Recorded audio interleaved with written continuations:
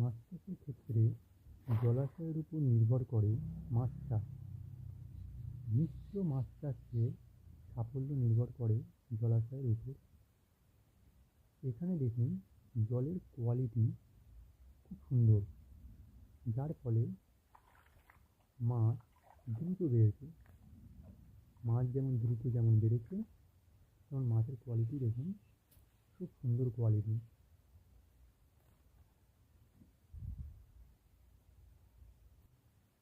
মাছ চাষের ক্ষেত্রে জলের ভিতরে যদি অক্সিজেন লেভেল বা অক্সিজেনের ঘনত্ব যদি ঠিকঠাক থাকে, তাহলে মাছ দ্রুত বাড়বে, মাছ চাষে সাফল্য নিশ্চিতভাবে আসবে।